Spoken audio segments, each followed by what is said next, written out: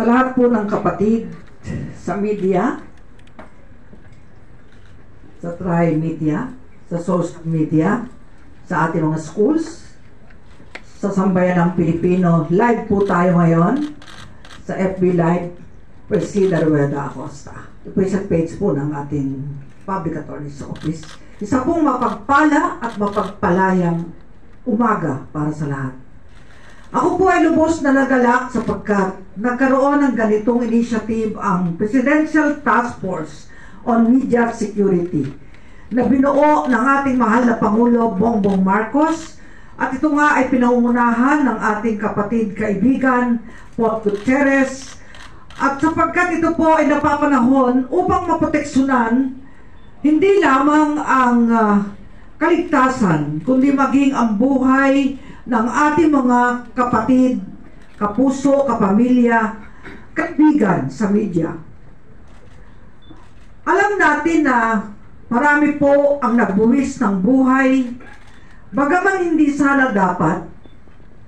Kasi merong mga nasasagasaan ang ating mga kasama sa media na talaga namang maimpluwensya, may kapangyarihan, may kayamanan, at ang kanilang nagiging resort ay kitli ng buhay ng ating mga kasama.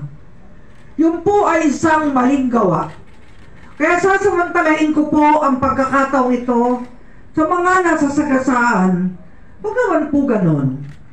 Meron pong batas, may korte, may piskalya, umaandar po ang legal processes. Kung may sama ng loob sa ating mga kapatid sa media, daanin po sa legal na pamamaraan. At hindi sa pamamagitan ng armas o dahas. Maging kami pong mga abogado ay nanganganib din ng buhay. Kamakailan lang dyan sa Abra, si Atty. Alzate ay nagbuwis ng buhay. Sana po, legal battle na lang. Hindi armas laban sa armas. Hindi mata sa mata, hindi ngipin sa ngipin ang panahon ngayon. Tayong lahat ay naniniwalang may Diyos Ama na hahatol sa lahat.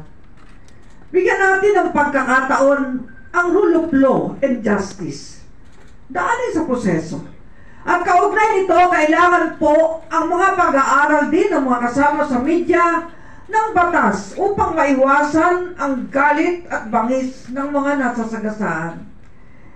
Minsan nakakasuhan tayo ng cyber libel under the revised penal code. Meron pong magle-lecture at nandito po si Atty. Sabinorio mula sa PAO Manila, isa pong batikang abogado ng PAO. At nandyan din po mamayang hapon si Atty. Patrick Montemayor at Atty. Mario Junicio upang magbigay ng legal aid o legal advice kung sino man po ang may problema. May isang pagkakataon ang PAO Pasig ay nagdemanda ng kasama ng media. Ang gusto ko sana mediation na lang. Ang gusto ko sana ay arbitration na lang. Ang PAO po ay may mediation and conciliation program. Pwede rin po tayong lumapit dyan. At si Presida Acosta po ang nagsimula ng programang Public Attorney sa TV5 at face-to-face para iukit sa puso ng lahat kaysa magtagal ang kaso sa korte, tayo ay makipag-usapang pangkapayapaan. At kahapon po, kami po ay lumagda ng COMELEC, kasama po si Vice President Inday Sara Duterte, ng isang Memorandum of Agreement o MOA para naman sa kapakanan ng ating mga guro at mga teachers upang sila ay magkaroon ng lakas at tatag, merong magli-legal aid sa kanila.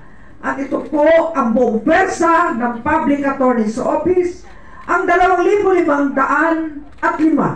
na PAO lawyers nationwide ay handa pong tumulong.